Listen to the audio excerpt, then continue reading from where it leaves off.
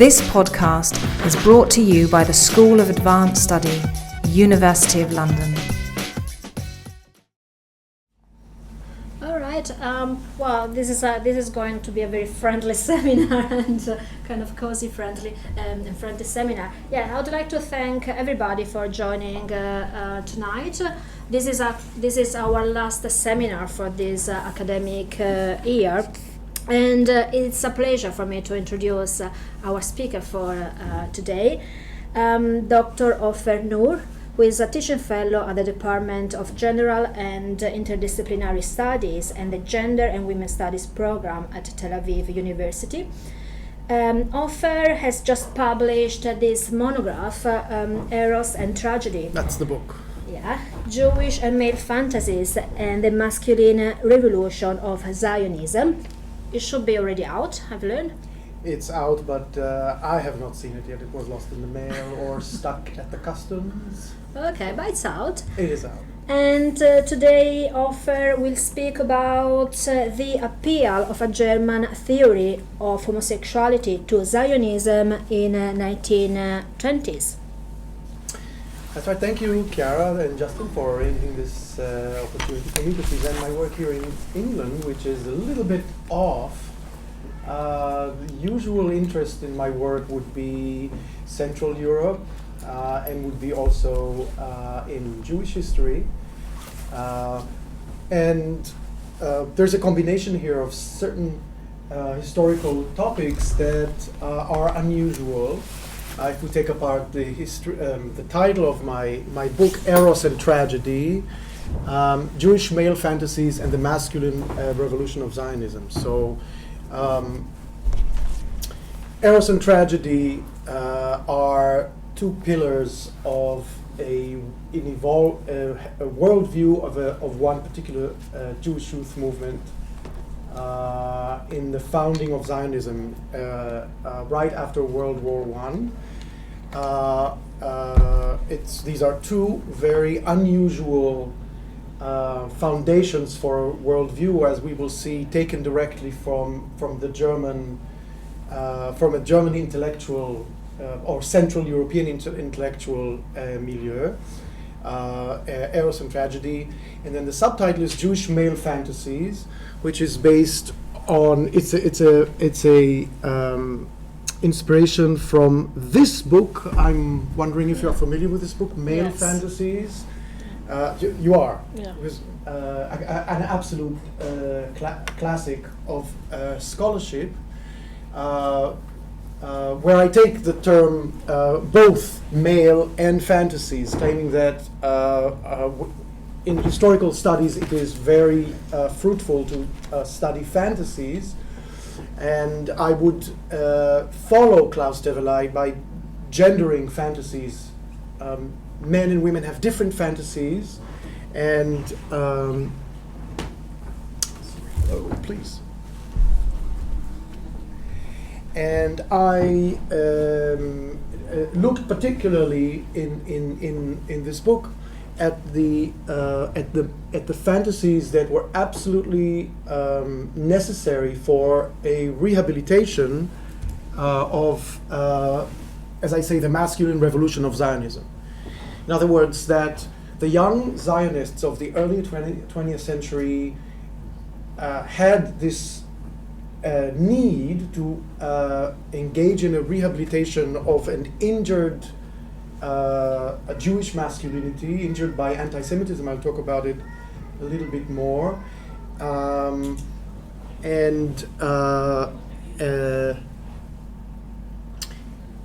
I just brought with me, hopefully, what could be seen as an extreme male fantasy or young adult fantasy. I hope we can see this. In other words, how far cultural influences can go, how far male fantasies or young adult fantasies go. This is a photo that emerged from archives very recently, about a year ago, taken in Palestine in 1937. And the information that we know about this about this photo is that this is an outing in nature, enacting an Indian ceremony, but obviously with a Nazi inspiration, done by middle-class Jewish youths, male youths in Palestine, 1937. So we have a mix here of Karl May and some other form of appropriation, an appropriation of some other form of what it is to be male, what it is to be powerful. This is a very, very unusual picture, I would say, for the 20th century. The Jewish youths doing an Indian ceremony by way of a German gesture in 1937 in Palestine. So, but I looked at a different generation. These young men are probably 15, 16 in 1937, and I looked at and they belong to the Scouts. We know that this was taken in a Scouts outing, not a political youth movement that I looked at. In other words, a Zionist, but also socialist youth movement. This is already an apolitical youth movement organized in Palestine. So the Scouts have arrived in Palestine in the mid-1920s, and they're not political.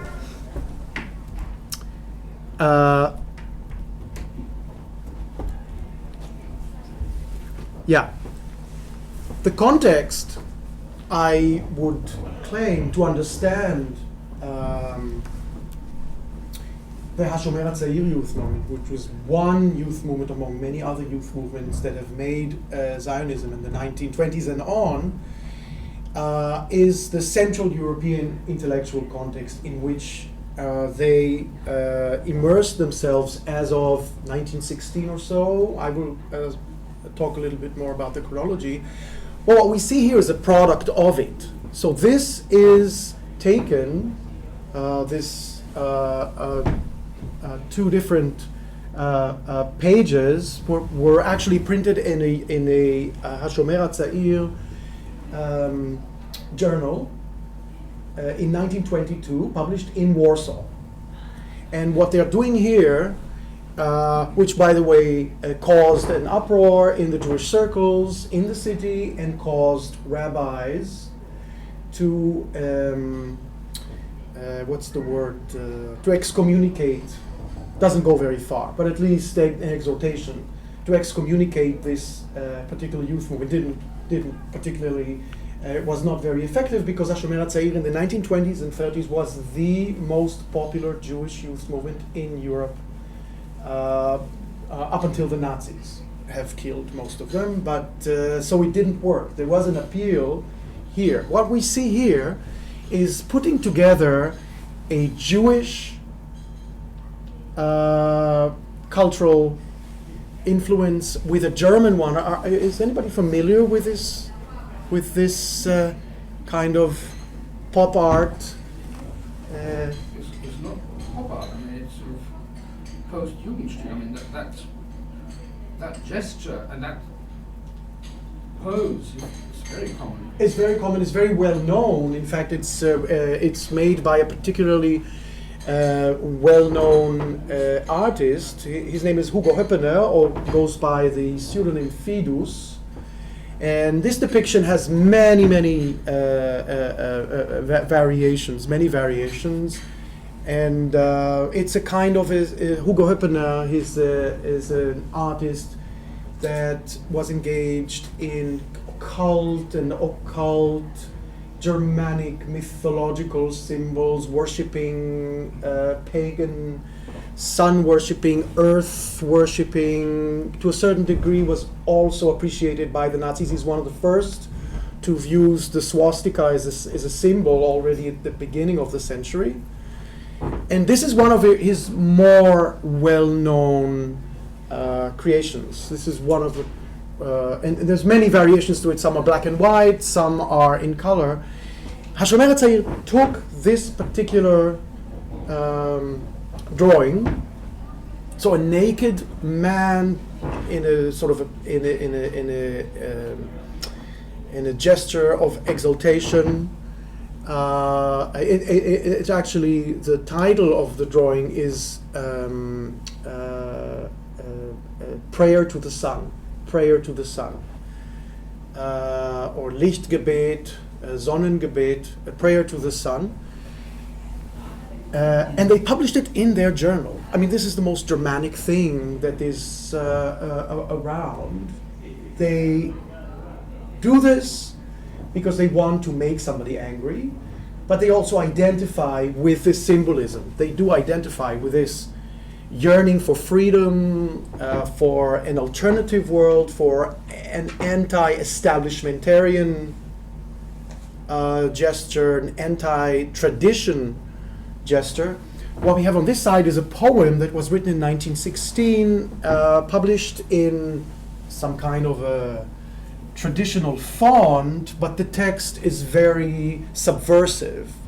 It calls the young generation to cut their ties with their parents and to heed only to the younger generation.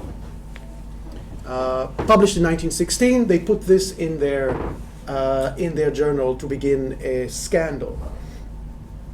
So what kind of youth movement is that, Hashomer Hatzair? What are they doing? Why are they doing this? I'll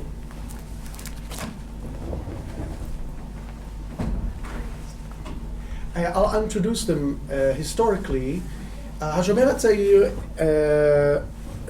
is a youth movement that was founded in Vienna. It was founded in Vienna in the waning Habsburg Empire in 1916, but it actually originated in eastern Galicia, around this area, between 1911 and began to organize between 1911 and 1913 as a scouting organization, a non-political scouting organization, obviously influenced by the rise of the Scouts in England, but interestingly, directly influenced by the Polish Scouts that were founded a year later, 1909, 1910, by way of American Polish influence from Chicago. It is American Polish activists that actually introduce scouting to Poland, very important until today. And this is where the young Jews of Eastern Galicia pick up the idea that they want to be athletic and that they want to do the outings and the activities of scouts. They begin their activities around 1910, 1911. That's one part of this youth movement, Hashomer Hatzair. The other part was founded in 1902 as independent extracurricular study group organizations around Eastern Galicia. The only reason these two different movements with completely different interests and ambitions have merged, the only reason that they have merged together in 1916 in Vienna is the war. The war, I mean, these young kids, so in 1916, the majority of the movement's members are around the age of 15, 16, born around 1901. Some of them are slightly older. They arrive in Vienna and become war refugees, along with their parents. So these are, I mean, their parents are still self-conscious, proud subjects of the empire, speaking German. The grandparents speak Yiddish, but my kids, the founders of the movement, I mean, this first generation of the movement, they are by identification Polish. So they go to Polish high schools, to the better high schools in Eastern Galicia, where Polish is the primary language. So they are,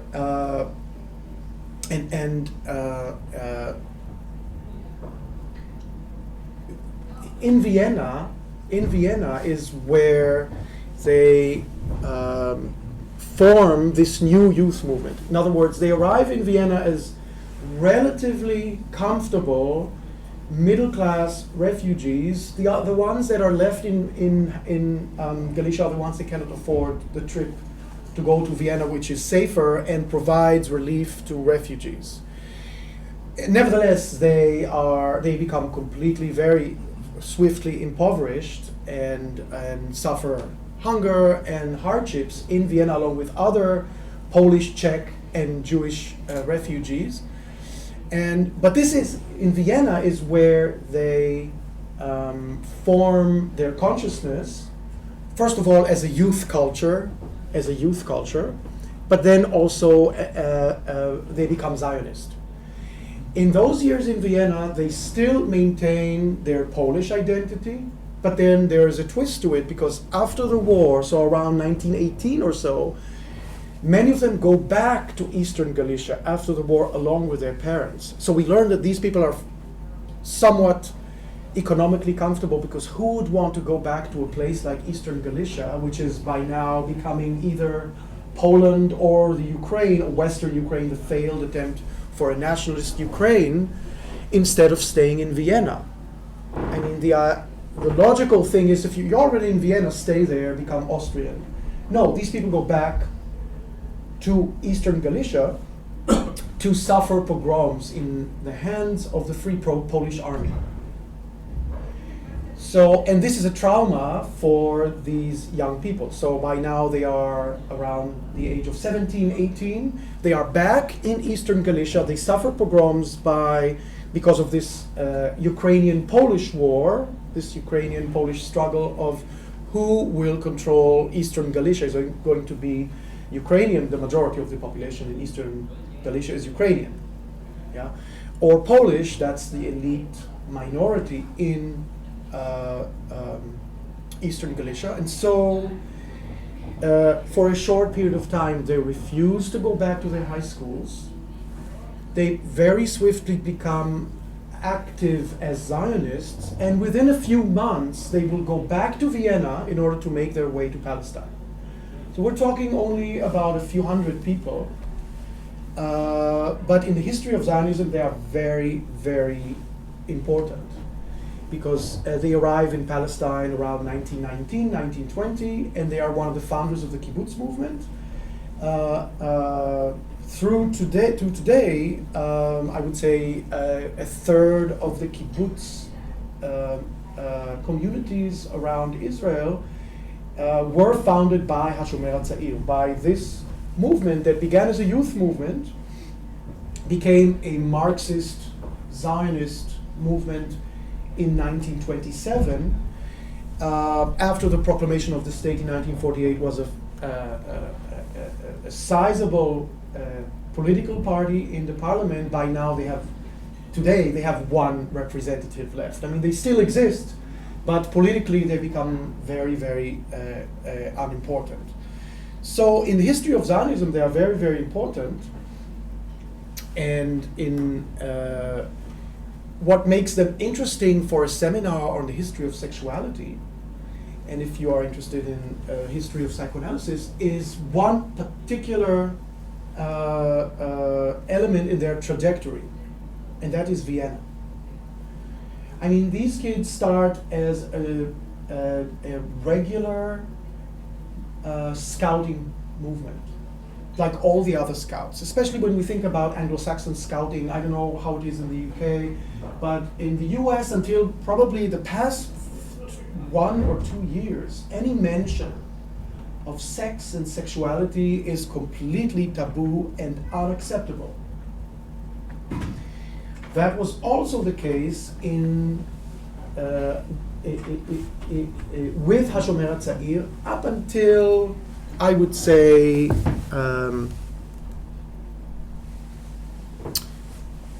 the end of the war.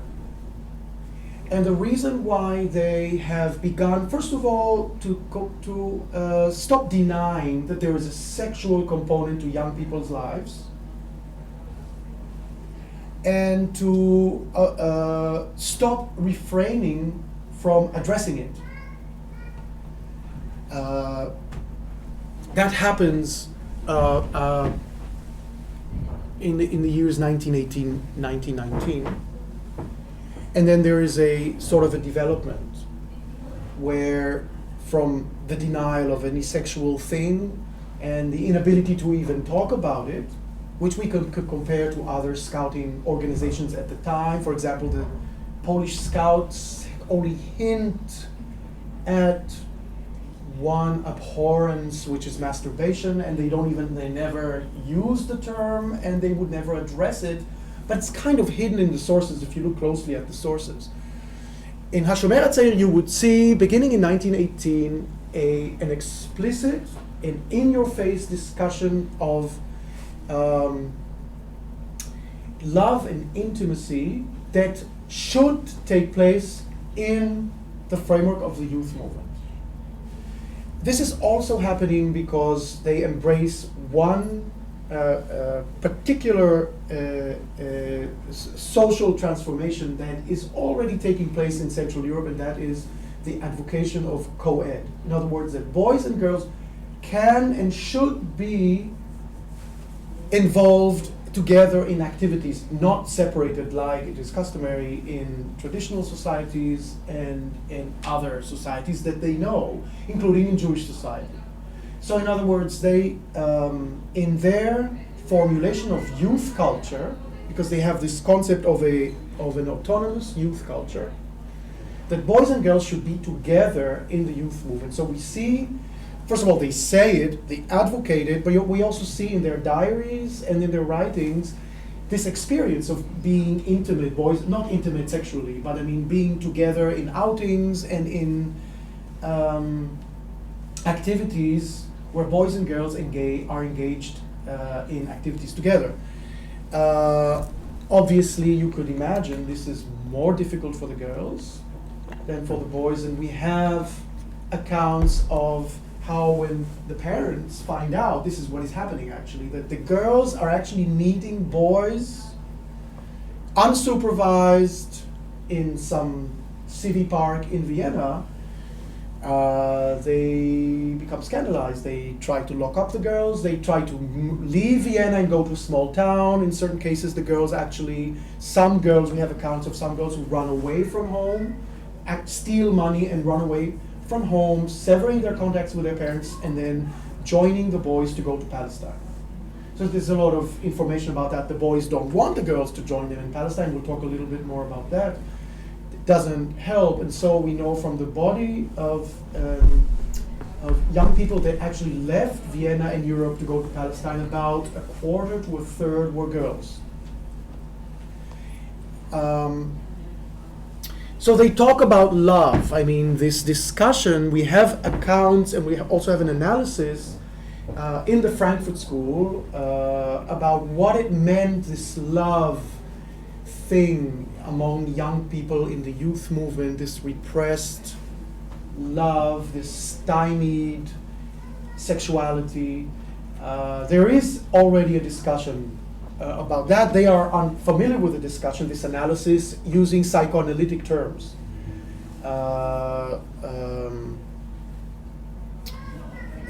About what it is to be 15, 16, 17 boys and girls together in a youth movement.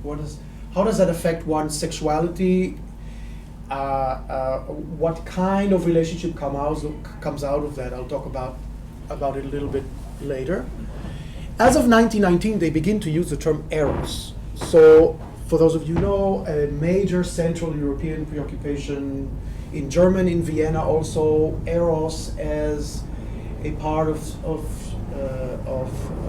human life, which is related somehow to sexuality, but not necessarily so. Goes back to has its Greek origins of being creative and so on.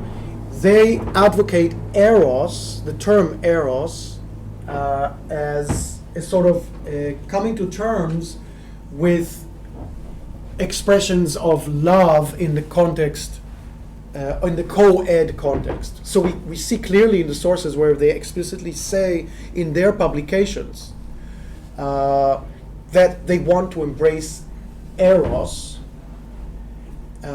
in their life. So eros is a key for them to a meaningful coming to terms with the older traditions that they want to kick, that they want to distance themselves from, either religious, Jewish religious traditions, which they have nothing to do with, or the way in which they understand their parents and the school teachers' culture, which they term bourgeois. They don't want to be middle class, and they turn in the following years to socialism. So at this point, they're not yet socialists. They don't so much know about socialism, but this is going to be radicalized throughout the 1920s, where they become what is termed romantic anti-capitalists, and with this concept of eros that survives through the decades.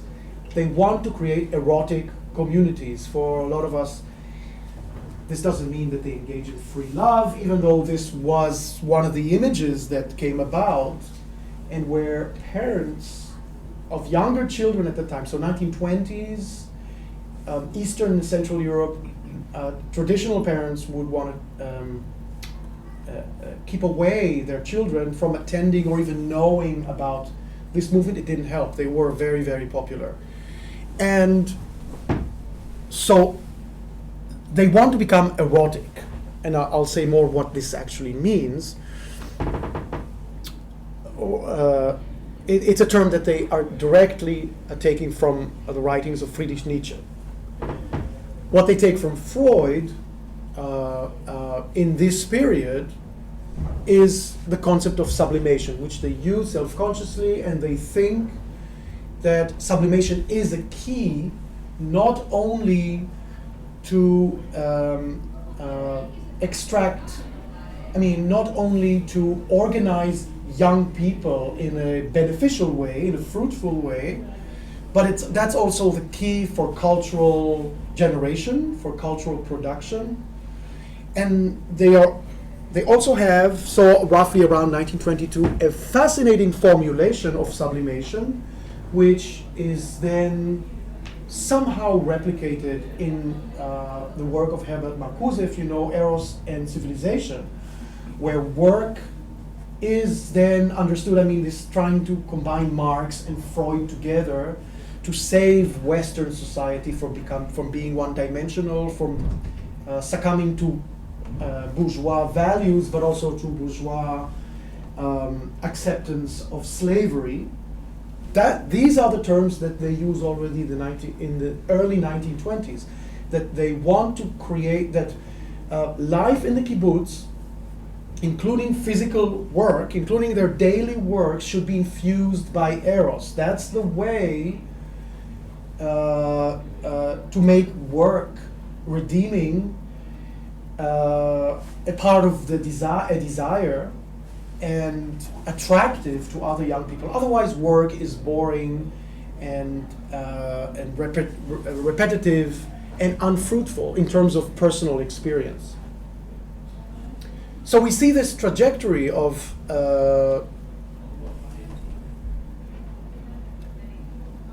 be willing to discuss what is sex, what is love, and then I would say bring that discussion to some logical conclusion decades before the Frankfurt School, or maybe to a certain degree in parallel to the Frankfurt School, but to the expressions of this combination of Marx and Freud that we see only in the 1950s. So Hashomer Hatzair have put together a sort of a worldview. We know it in research. I have not discovered it, it's known in research that they put together this worldview that is very, very Central European, and wishes to create a new man. It really has this vision of a new man, both for themselves and then for humanity, but also for the Jewish world, where scouting and study groups are an important activity that you do as young people. Okay, we know that. They have an internalized image of the German Wandervogel. So they are aware that in Germany there is an independent, autonomous youth movement that advocates youth culture, independently and against their parents or the state and the institutes of the states, the schools and the families. So their image of the Wandervogel, which is quite incorrect, because the Wandervogel, as we know, were not political, and were not very, their protest was very, very conservative in a way. I mean, they were looking to find their authentic roots in medieval Germany and in association with peasants and peasant culture. Nevertheless, Hashomer, the Jewish youth movement, has this ideal of the Wandervogel as these young people who dare to stand up to their parents and create a new world.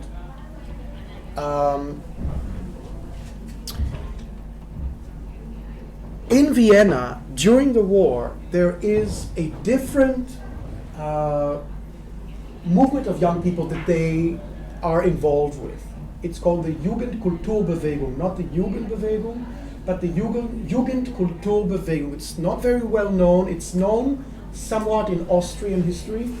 These are usually high school students and young students organizing together in Vienna. The phenomenon is well known only in Vienna and Berlin. So it's a Viennese and a Berlin phenomenon. It's an urban predecessor of post-World War I political movements with discussions about feminism and socialism and anarchism and psychoanalysis. Yeah, and their leaders, so the older ones, are involved. We know that they have connections with this movement. They are involved in their discussions. So they have no connection to the youth movement, but to the youth culture movement, the Jugendkulturbewegung in Austria, which is very progressive. I mean, it's as opposed to the conservative small town kind of Wandervogel. This is a progressive young people's movement where they pick up a lot of ideas. For example, they discuss Gustav Landauer. I don't know if you're familiar with Gustav Landauer, who was murdered by the Freikorps in 1919 in Munich as a part of he was taking part as a thinker in the short-lived communist revolution taking place in Bavaria in 1919. He was murdered in the same way as Rosa Luxemburg in the same period. And he advocated a sort of an anarchism and spiritual socialism at the time.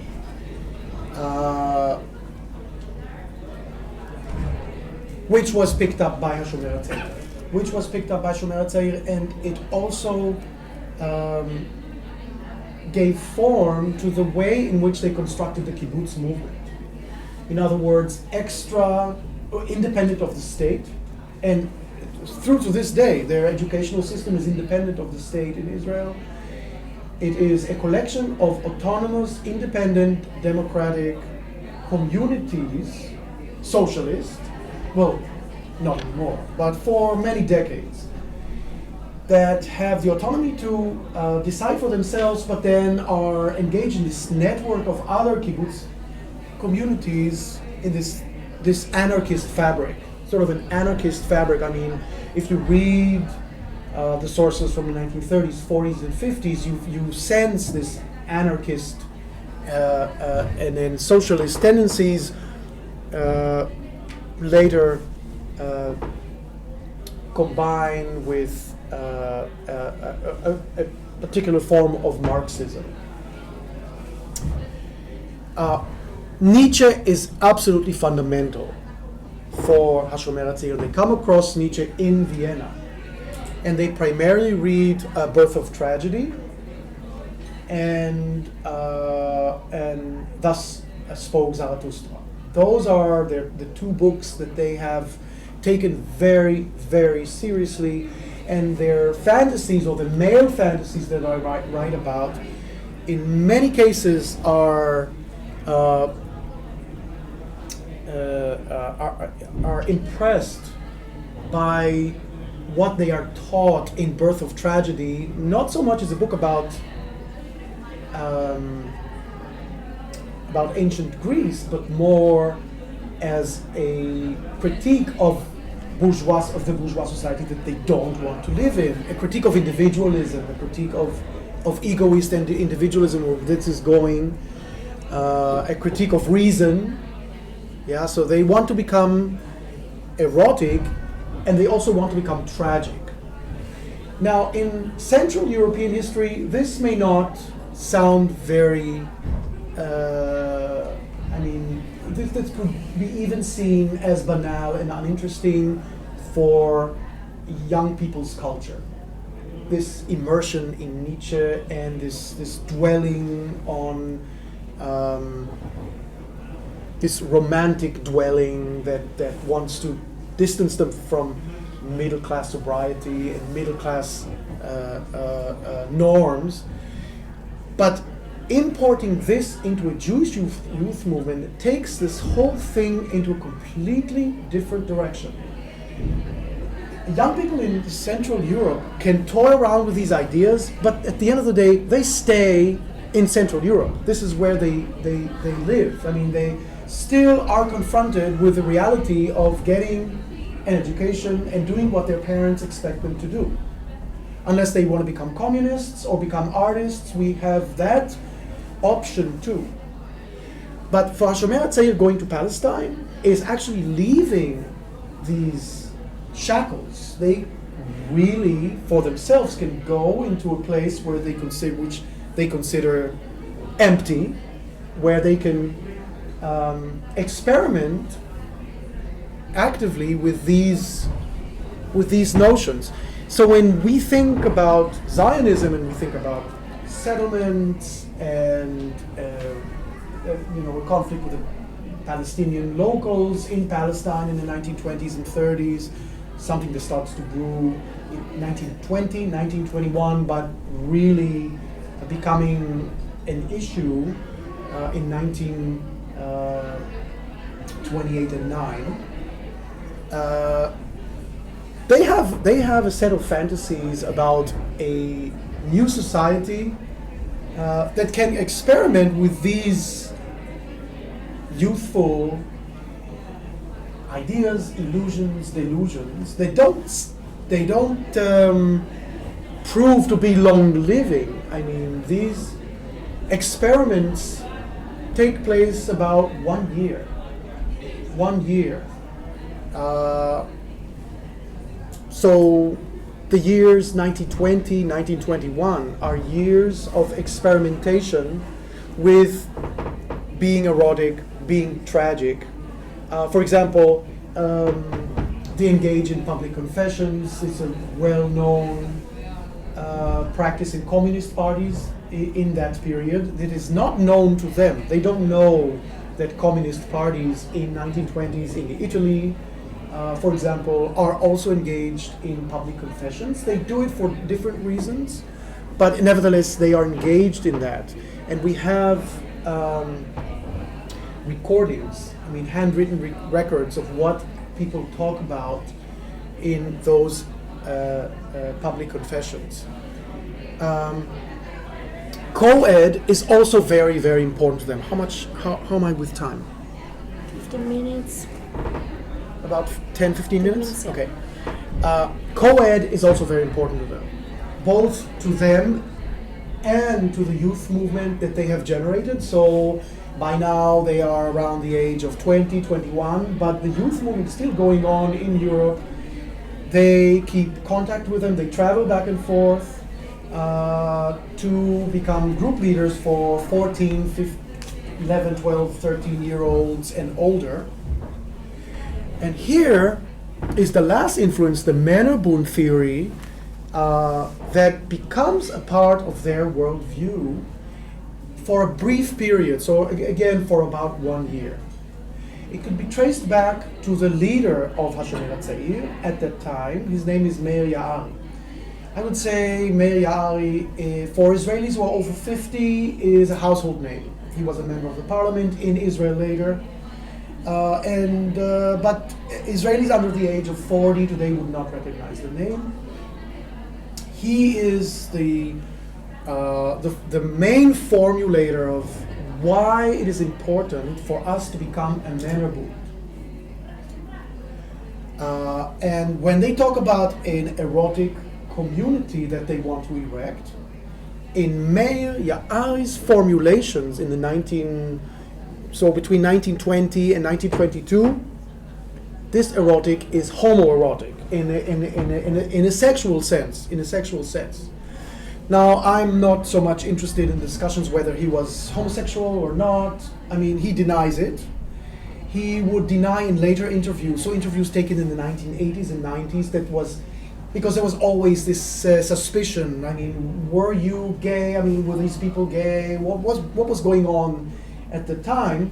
And he would always vehemently say we had no gays in this movement. We were anti-gay, not gay. He wouldn't use gay, but he would say homosexual in the 1980s and 90s, and he would say we didn't have this type of decadent people.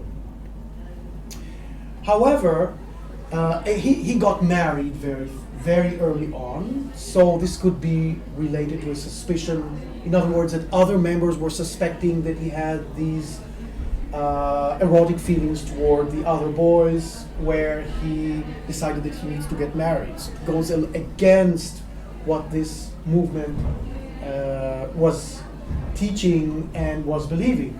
I don't know if you're aware of this, but in the 1920s, in the kibbutzim that were already founded by Hashomer Hatzair, men and women would marry, but it was forbidden for them to sit together in the mess hall, so as not to allow, this is my interpretation already, which is well known already, I mean it's accepted by the kibbutz community.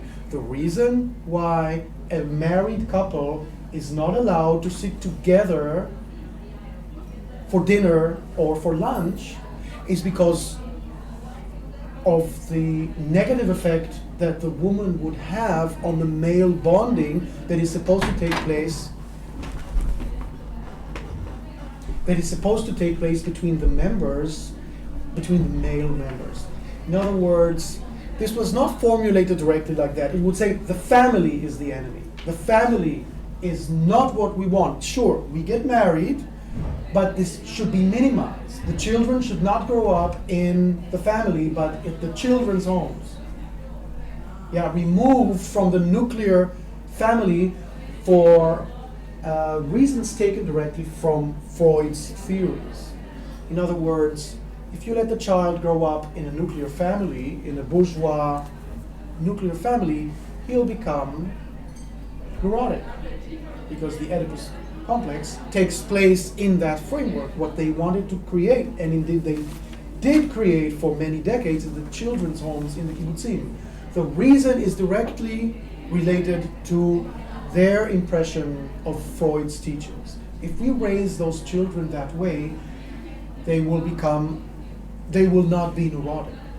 They will not suffer from this psychodrama that takes place in the nuclear family that we have gone through and we don't want them to go through. But underneath all of this, there's a misogyny. There's no doubt about that. This already in research has been clarified. that being against the family, being against the bourgeois institute of the family, is actually a code for misogyny. That women's influence upon the men present should be minimized, should be reduced,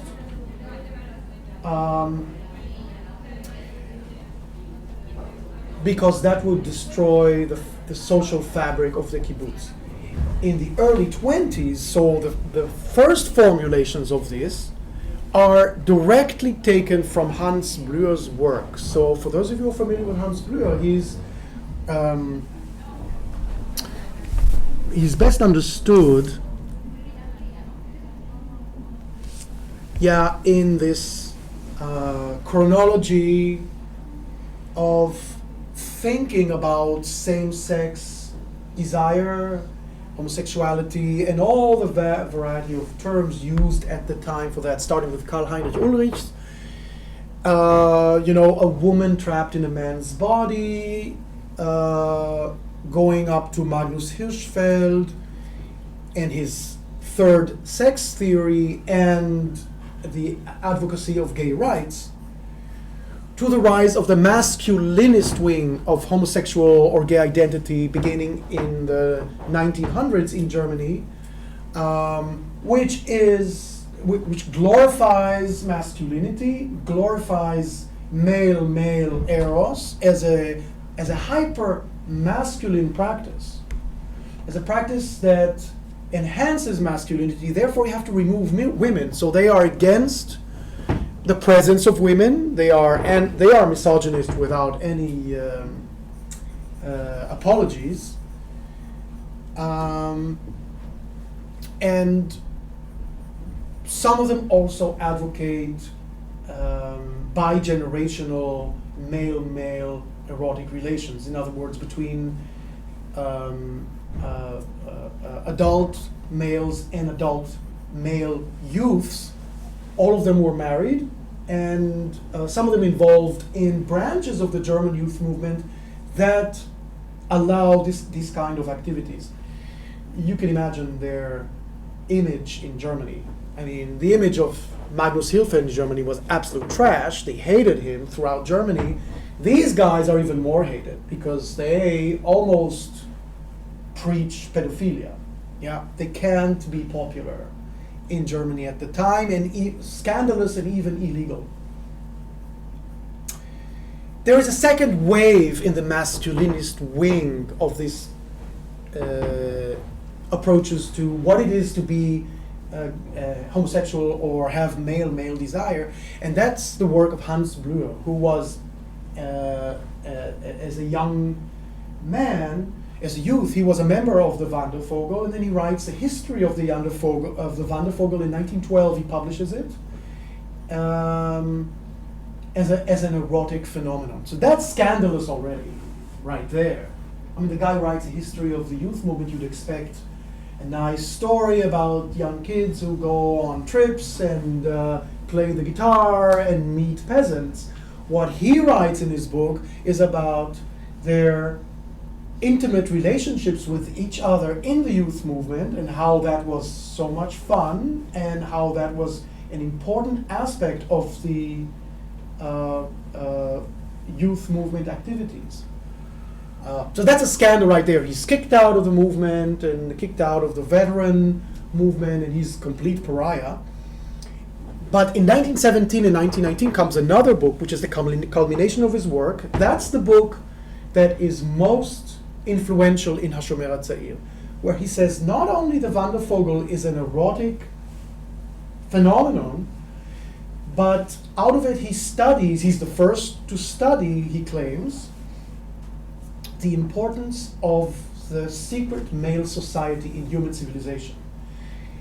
In this book he formulates this theory, that if you want to seek the origins of civilization in general, you should not look at religion, religious institutions or political institutions. You should not look at society, but you should seek the secret male society behind things.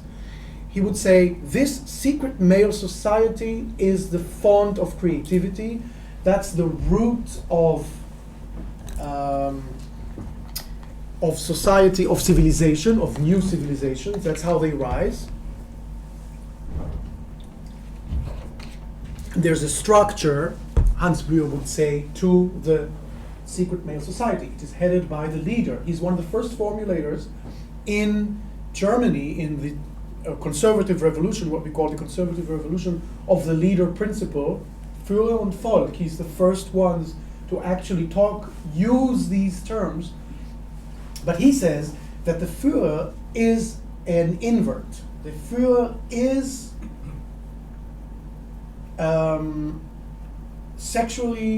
has sexual desire towards his harem, he would say, which is the secret male society, his followers. That he is dedicated to this form. That's how a new society or a new civilization is born. He relinquishes, he's not interested in procreation. He does not want to be involved in a family. He's not sexually interested in women.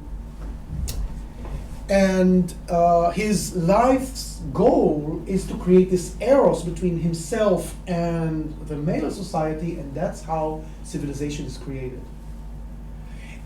And then Hans Blüher said two more very important things. First of all, the most pristine, ideal, historical showing of this secret male society, of course, are Germanic. So if you look at the old Germanic histories of the Berserkir, these fantasies, there's going to be research on that in the 1920s and 30s by proto-Nazis that look at Mannerbund in the German pagan past. He says this is Germanic. The second thing he says, this cannot be Jewish, because Jews cannot be involved in a Mannerbund, because Jews can't create. So he has this misogynist formulation that is anti-Semitic on one hand, but also misogynist on the other. Women can't create culture. Women are not interested in any creation. All that they care about is their children and one man. A woman wants one man so that he would protect her children or their children together. Therefore, a woman disconnects the man from his potential male society or from his male society to make him a family man, which means, from a cultural point of view, zero. And Jews are like that, would say Hans Blüher, repeating Jewish discourses as well, dating back to the mid-19th century, claiming, Jews are family people, Jews are dedicated to the family. They are different than Christians in Europe. He's not the only one to say that, but he said it in an injurious way. And that's how it's taken in Hashomer Hatzair. For them, that's an insult. Questioning their own masculinity. And so they internalize Hans Blüher's work, and they say, so there's a quote here, I have a quote, where they actually say in one of their sources, this is from 1922, erotic feelings between men engages them into a community and endows that community and the individuals in it with a firm position in the universe. A 21-year-old is writing this, Erotic feelings between men and women gives the individuals their entire lives, in other words, procreation. The first kind of eros appeared both among the ancient Greeks and the Jews. An association of men, so translated from Hebrew via German, it's a Mannerbund, formed erotic bonds and thereby became a cultural nucleus, a spiritual heart of the nation, a font from which the people drew their creative powers for generations.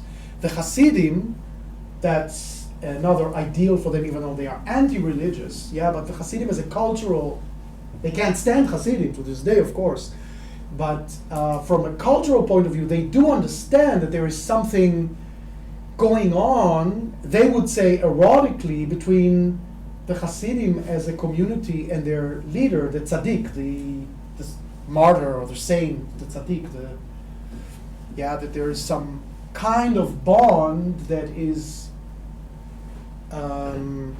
cannot be understood rationally. The Hasidim found in the male society the house of God. This is to say that an abstract idea found its expression in drinking, dancing, singing. In other words, for them, the Hasidim are Dionysian, which to a certain degree is true. In a circle of men who are joined together at a moment of excitement. So that's the peculiar thing. They want to create an erotic community. That erotic community needs to be a male erotic community, but it's Jewish, even though Hans Briel said the Jews are unable to do this at all. They don't have that kind of eros. And they are going to do it in Palestine. And they also can project that into Jewish history or the Jewish past. In other words, they are not the first ones to have done that. All right, is there anything other thing I wanted to say?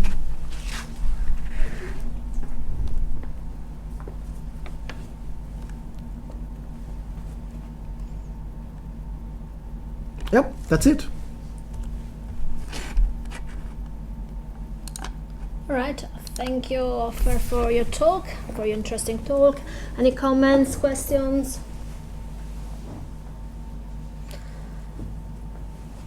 I start then, maybe other people will follow me. I was at the beginning of your talk, you started your talk saying that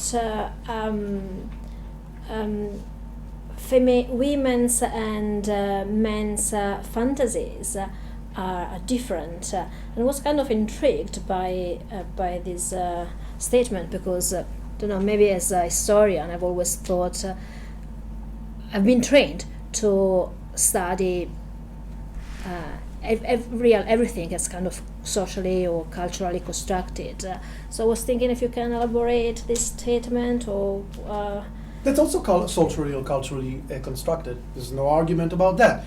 But if I look at fantasies, male or female fantasies, and I would sort them out or try to compare them or study them, look at them, try to derive meaning from them, I would say, from fantasies in general, I would say that the gender aspect is fundamental. In other words, that when people fantasize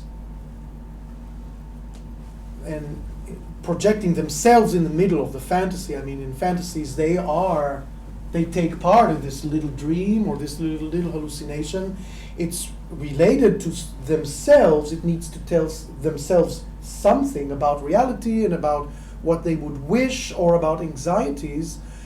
My inclination is to say immediately that whether they are men or women, at the very beginning of the analysis is fundamental. Where it goes from there depends on what is said, what's the content of the fantasy. In other words, what you're suggesting that if we look at a collection of fantasies without knowing who produced them, if it's a man or a woman, that we should come to the same kind of analysis or that it's not relevant? I'm not sure. I don't know, that would be a hypothesis. We have centuries of history that somehow influences us. But the history that you are telling us is actually of a movement that has been influenced by Freud, Nietzsche. They take their own fantasies from other intellectuals. So I was a bit, your first statement was a bit, puzzled me, but that's just an observation. Well, from my perspective, I think that the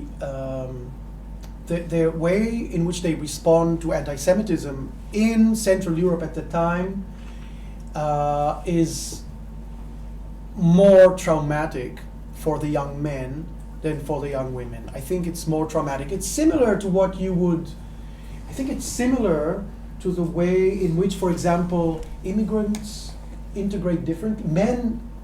Male immigrants and female immigrants integrate differently, say in British society. I think that's well known. I lived in California for 11 years, and I would see African Americans. It's a stark difference between young men and young women, and in the ways in which they are willing or unwilling to engage in general society. So for me, I am immediately drawn to looking at the particular traumas of young men, particular difficulties, particular stumbling blocks that young men have, especially where young women find it easier to overcome. And I think that anti-Semitism in those years were more traumatic to the young men than to the young women, if only for the claim, I would say, arguably, that anti-Semitism did not target women's femininity, did not rob them of their femininity. I mean, there are formulations of Jewish women, negative images of Jewish women, but the negative images of Jewish men robs them of masculinity. That's traumatic. So, for example, student fraternities in the Viennese University are not allowed to fence with Jews. They're not allowed to. It's in the charter. Jews are devoid of male honor, and therefore one should not be engaged in fencing with them. I mean, if you're a Jewish student at the university at the time, well, there are no female students at all, but for male students, well, what do you do? I mean, how do you react to that? I would say that's so insulting that there is no way we can understand Zionism and the fantasies of somebody like Herzl without this component. Mm-hmm. Craig? Yeah, just I have a comment and then a question. I guess just following briefly with what Kiara said, I guess it's maybe it kind of threw me a bit as well, your statement at the start in terms of kind of those essentializing categories, and also I think with kind of trauma and anti-Semitism and how anti-Semitism is gendered, I think that's very interesting, but also quite problematic perhaps in terms of how, in terms of robbing Jewish men of their masculinity, but some anti-Semitic tropes actually exaggerated their masculinity in terms of the danger of Jewish men to German women, for example. But my comment was about a German theory of homosexuality, which I assume refers to Mannerbund. So, I mean, I suppose actually it's more of a question than a comment. Is it a German theory of homosexuality? Well, it rose in Germany. Maybe calling it German is not correct. Or even, isn't it more about masculinity than homosexuality? No. It is a theory, the Mannerbund, the way in which it's theorized by Hans Breuer is a theory of homosexuality. In other words, it tries to understand and explain the centrality of the homosexual, or one type of homosexual leader for society, why that person, these people are important, fundamental, and beneficial. That's a part of the theory. Maybe I shouldn't call it German, it just appears in Germany. I think it's not. I have less problems with the German part than the other part, I guess. Well, say. In terms of, I'm not quite sure what a theory of homosexuality kind of means, I guess. Well, trying to explain to society what is a homosexual, oftentimes in an apologetic way, or trying to struggle against homophobia. For example, Ulrich's, that's more well known, the theory of homosexuality. Who is homosexual? So this is kind of a psychological and biological theory saying, well, you should forgive homosexuals because they actually can't help it, because they were born a man with a woman trapped in a man's body. So what can you do? Lock them up, kill them. You can't. There's no way. That's a theory. In other words, trying to convince society that that's how to understand this phenomenon of homosexuality, and then making that phenomenon not immoral. This is also a theory. It's a pseudo-social theory. It's not a real social scientific theory. I don't know where he takes this. At the same time, there is a grain of truth in it. There are examples of male societies I would say, where there is a leader who has an erotic relationship to the group that gives the group a certain power or a certain reason to act. There is something there. There is something there. I think he wants to rehabilitate the place of what he calls an invert. And I see it as a theory of homosexuality. I think, I don't think it's wrong,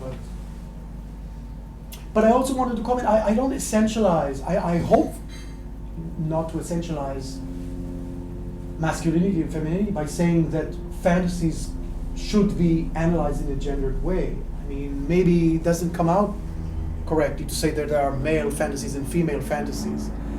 I think there is a defensible way of showing how particularly young men's experiences in the military, the youth movement, as students, as business people. I mean, the business world today is rife with fantasies. Some of them are very aggressive. I mean, if anybody's interested in writing, if not a history, then a sociology of male fantasies in the business world and how they want to take over things and show off their wealth and take over the world. I mean, if you look at fantasies in the business world today, I would argue that they are very masculine oriented. And I would hope or think that maybe women, if there is an identity between women and femininity, do business differently. I might be wrong, but that was the point, that their experiences produce certain traumas, certain hardships, certain fantasies. I'd also first make a little comment and then ask a wider question. You mentioned that in passing when you listed these writers from Ulrich to Bleu, that they were met with hostility and reviled in mainstream public opinion. That is of course true, but at the same time, of course, Germany was the only place where these things could be said at the time. Absolutely. That they were not majority opinions, and that goes both before Weimar and during Weimar. That was the comment. But the next, my question really goes back to the picture that you showed us of those young Hashomer Hatzair people in Palestine in 1937, and I felt that was not sort of sufficiently explained in the sense that the content of your lecture, the core argument of your lecture focused on a brief moment around 1920, i.e. it involved people born shortly after the turn of the century. These people were born post-World War I. These people were born in the 1920s. So my question, therefore, is, was what you described essentially a feature of this singular moment at the end of the Second World War? Or did that indeed continue and affect a subsequent generation? Because none of the people in that picture would have known any of what you were talking about. No. So can you, and maybe an episode, I mean, my friend Arnold Pauker, who was in Hashomer Hatzair, but from Berlin, so different trajectory, from the Deutsche Republikanische Pfadfinderbund, born in 1921, so 93 years old.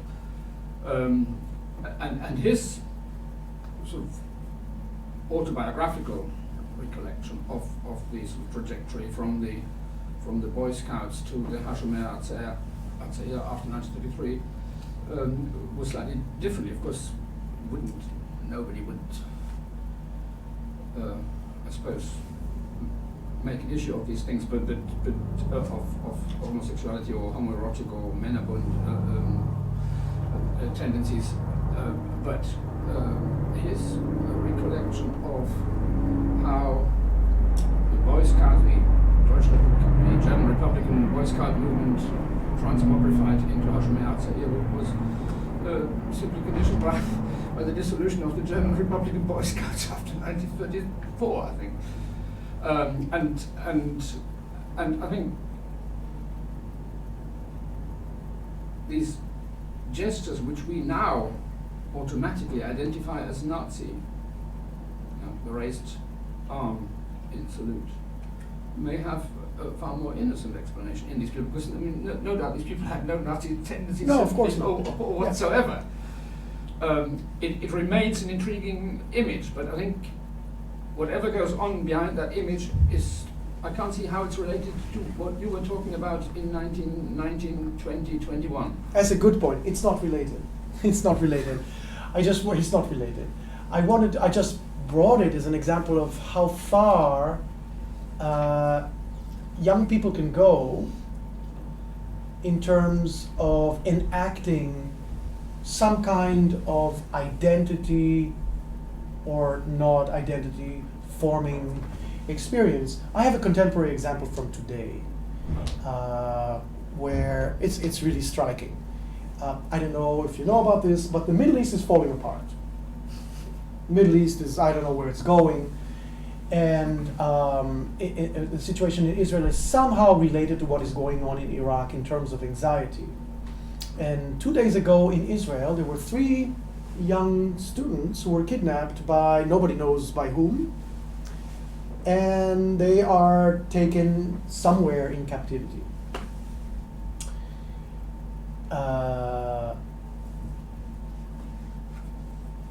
Yesterday morning, a video clip surfaces from Nazareth by an Arab youth. He's 17 years old. An Arab youth whose family member is a staunch pan-Arab nationalist member of the Israeli Knesset.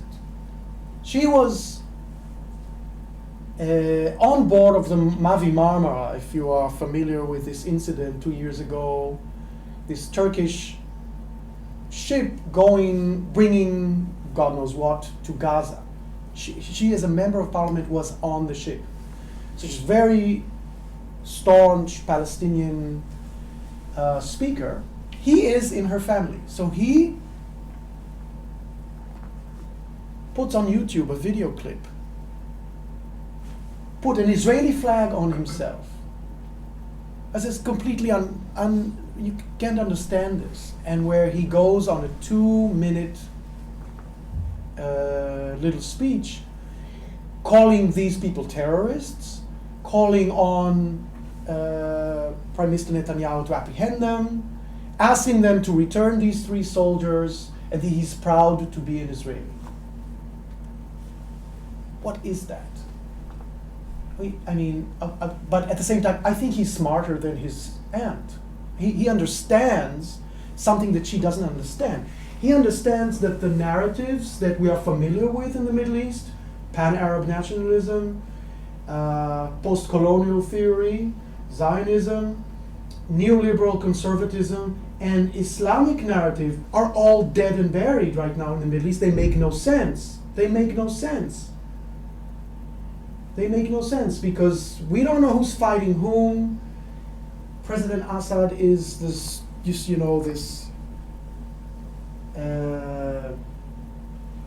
leader of the Muqawama, the insurgency, the resistance against Israel. But he's Shiite, so he's not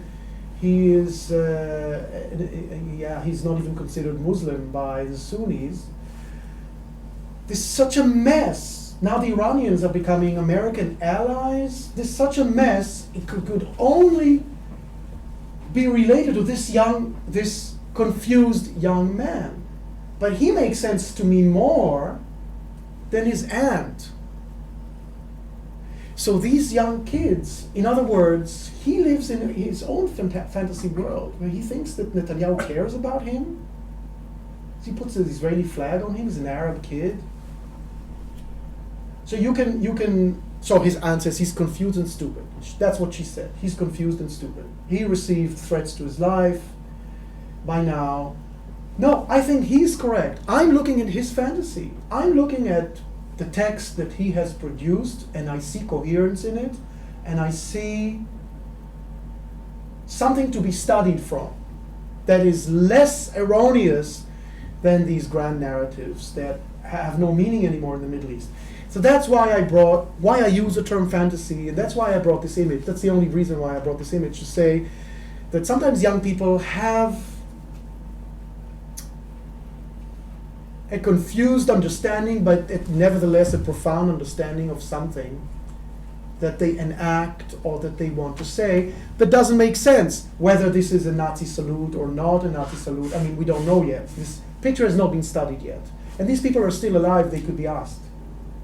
But if it did, it does to a certain degree make sense to me, even if they are Jewish in Palestine in 1937. There's something there that was speaking to them, this combination of Nazi and Indian.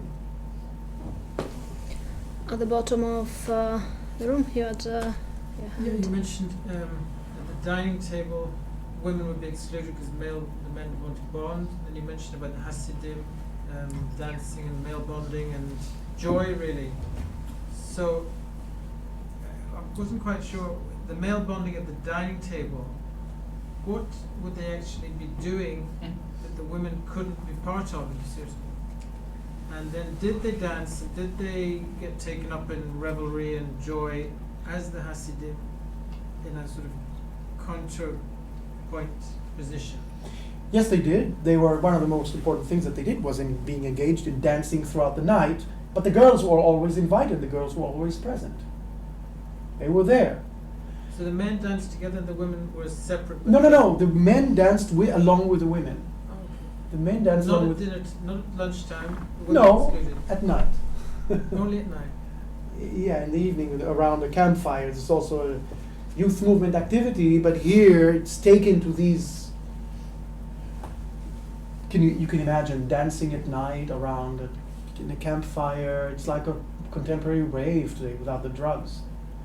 At lunchtime women were excluded? Yeah, no, but it's not coherent.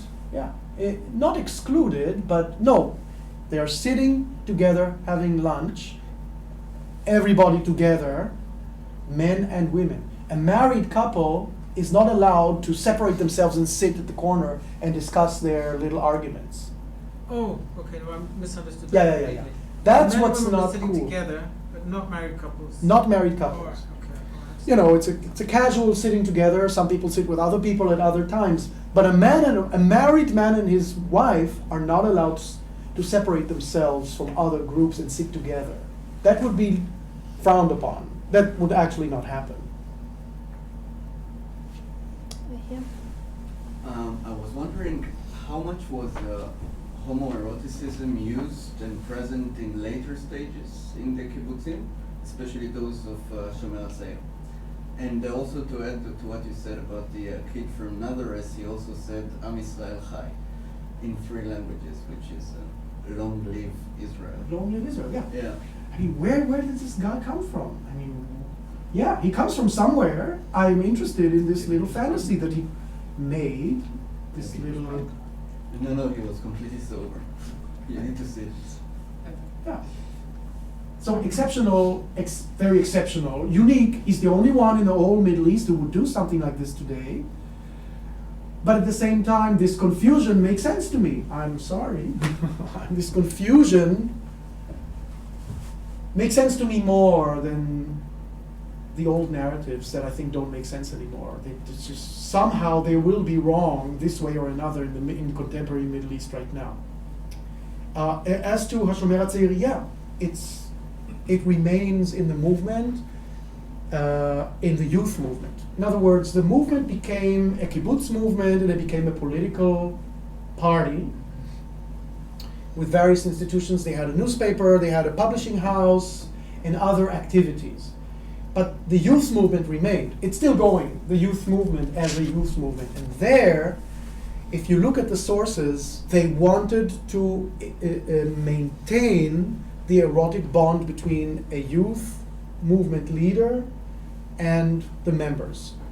And they don't say it explicitly, but they hint at it. They still believe, so going on decades later, that this is a key to infuse the youth movement activity with meaning and with motivation. I also think that the Israeli military functions along those understandings. I think that the Israeli military, perhaps not unique at this, but it's definitely exemplary. In other words, that the Israeli military creates the bond between, let's say, a platoon commander and the soldiers along erotic lines. I'm sure if you look at, the way in which they train soldiers and officers, it's encoded in this military know-how, different than military models that are based on pay or on coercion or some kind of mass mobilization. Yeah, I think you will find that in the Israeli military more than in other armies. That's a hypothesis. Whether it's related to Hashomer Hatzair, that's even a hyper hypothesis, but I would guess there's this understanding that we know, if we think about it, why do soldiers wish to die in battle? What brings young men to be willing to give up their lives in battle? What is the reason? Why? Is this clear to them? How would they explain this to others, this motivation that they are willing to do? And they could say all kinds of ideologies. Oh, I'm dying for the nation, I'm dying for the king, I'm dying for my people, I'm dying for my religion. There are some scholars who would say no. What is actually taking place is that they are willing to die for their comrades. This is the people that they are willing to save somebody, to experience the war together with somebody at this threat to one's life. I think there's more than a grain of truth in that.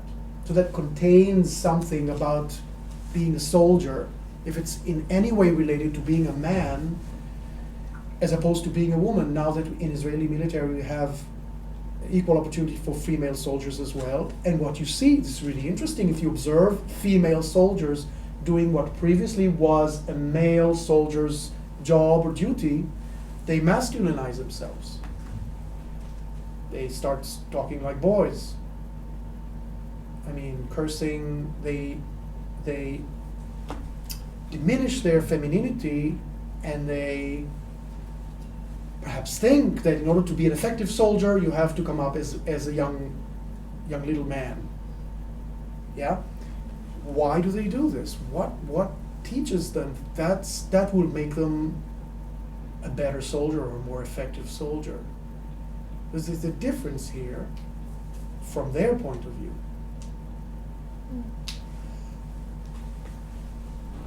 Yes, you called them the boy whose video you spoke about, and also the picture you showed at the beginning. You called them confused young people, but maybe that's a disservice to your argument, because maybe this says something more about the category of fantasy that you use, in which things may not operate as directly as we expect them to, and that there may be a very real identification with somebody who's understood to be an oppressor, and that link of identification may run in ways which is not entirely rational or explicable.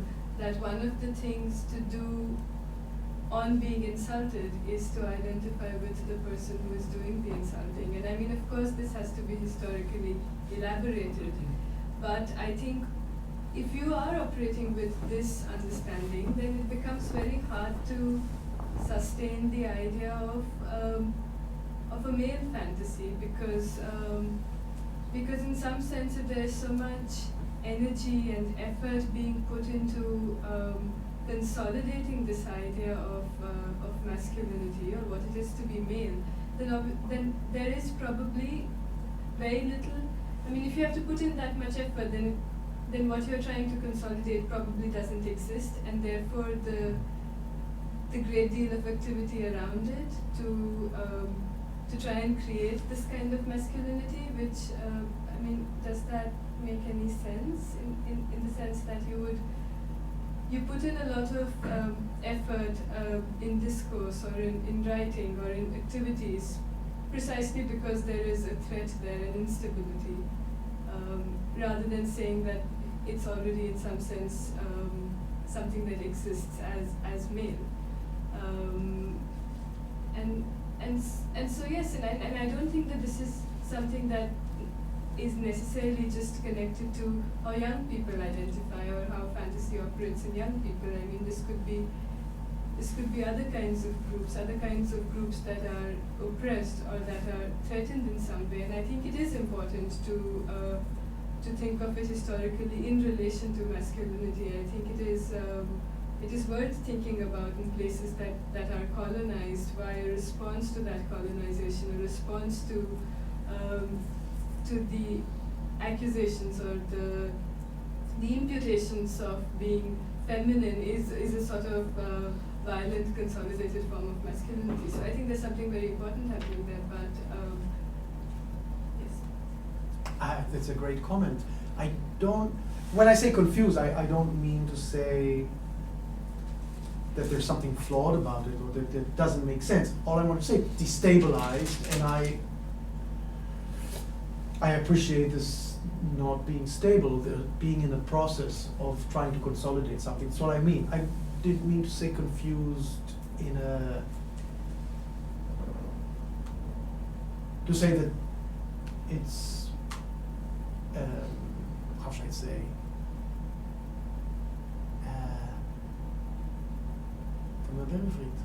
מתנשא.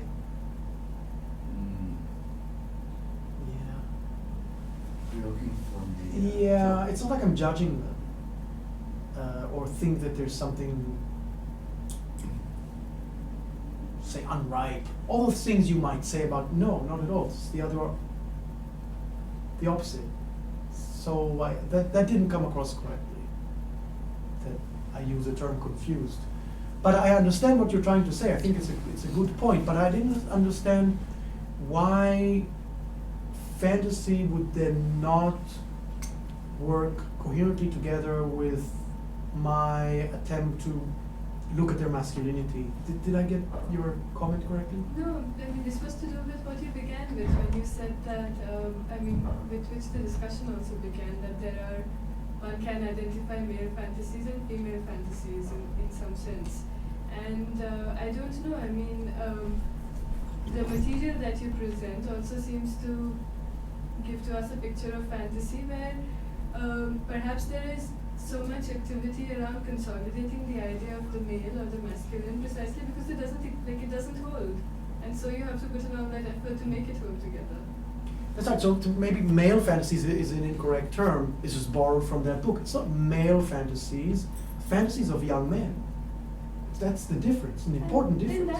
Then that would, I mean, raise another sort of question, which is that how do you identify the fantasy? I mean, you are probably looking at writing or fantasy through certain kinds of media, and I don't know that question of how, because one cannot really step into somebody's fantasy really, and so there would also then again be the question of how that fantasy is mediated and reaches us today. I mean, you used art or you used, I don't know what your other sources are, but it comes to us in a particular form. But then what do you do then? I don't know. I mean, somehow that analysis of form may bear upon what you're saying, but it was not there in your presentation. Like it is as almost as though we have direct access to this fantasy, and it is not. There is no mediation there. But we are looking at photographs or at writing, and these are forms. I mean, for you to be able to say that these are fantasies of young men, one of the ways of identifying that these are young men is through those sources. If you're looking at diaries or at literature, that's how you know that a man wrote it. But then the form in which it came to you is what allowed you to identify in the first place. So then where is the analysis of that form? What does it do to the way in which the fantasy reaches us?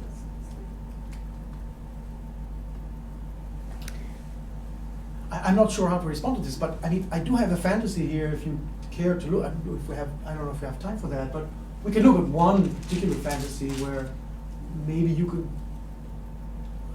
maybe we could all read it together and see what could be done about it, maybe more interestingly, if we have time for that. First, maybe Greg?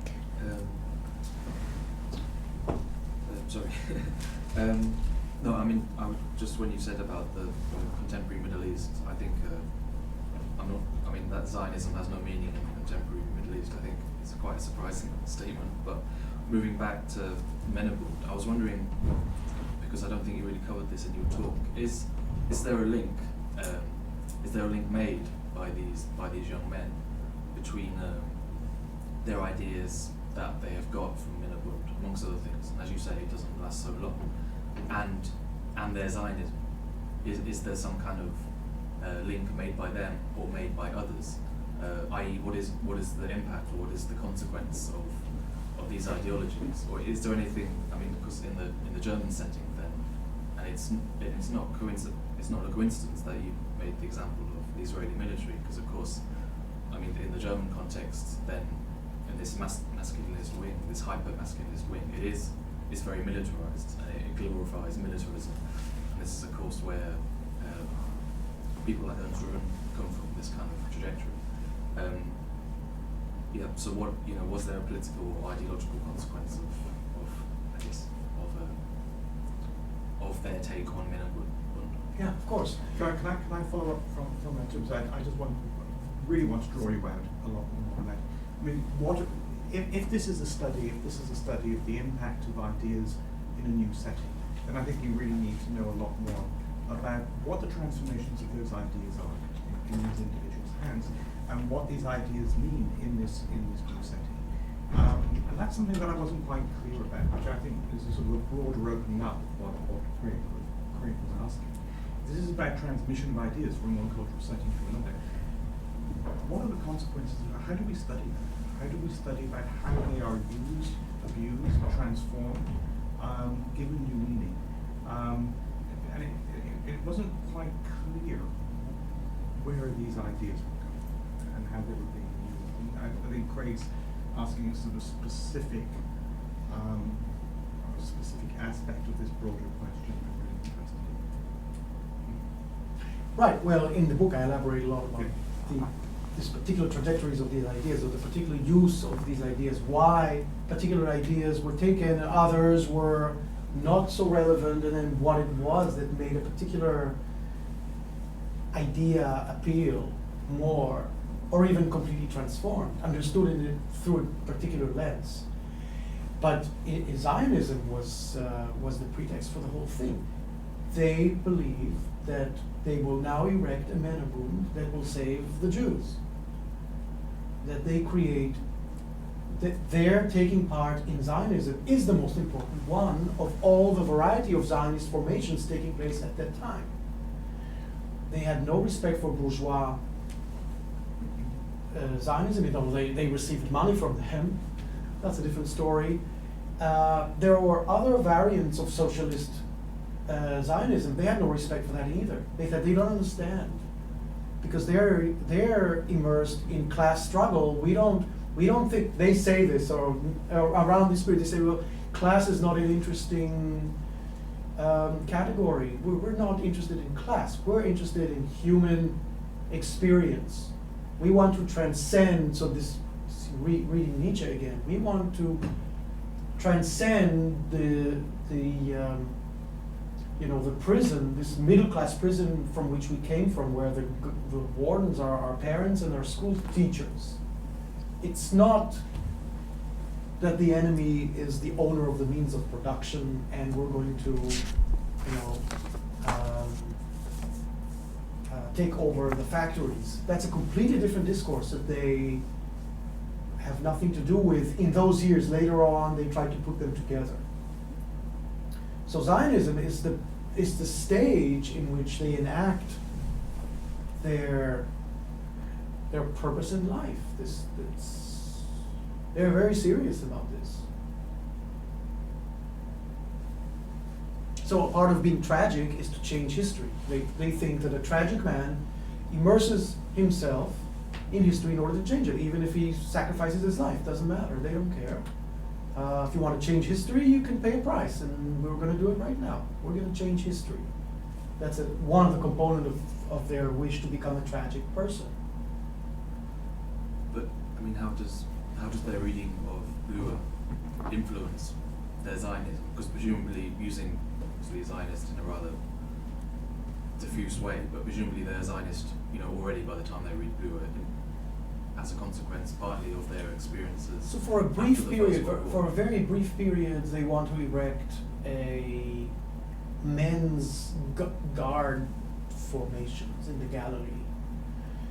And so they have this fantasy about, again, overusing this term fantasy, but they have this idea of creating these guard forces mounted on horses, and they have examples. They want to be Carbonari, they want to be Zaporozhye, but they want to be Cossacks. They use the Cossack terminology and image. They want to be Cossacks mounted on horses, guarding faraway outposts and maintaining a community with marriage somewhere in the background. That's one idea that they kind of come up with. And then, but this disappears. They just say it one time. The kibbutz is more sustained. I mean, their variety of the kibbutz is a more sustained attempt to create an erotic community.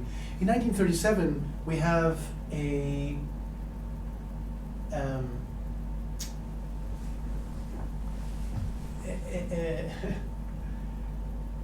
one of the kibbutzim, not related to Hashomer, it's a different branch of the kibbutz movement, there is a kibbutz with an erotic committee. There's a committee, it's in the sources of that kibbutz in the archive. They had an erotic committee.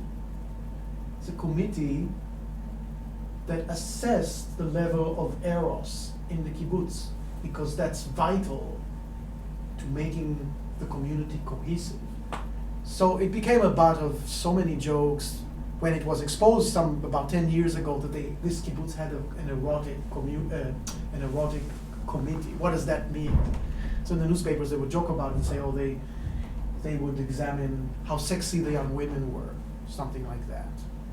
But no, this was a serious activity that that particular kibbutz thought important to them. Which one? Hulda.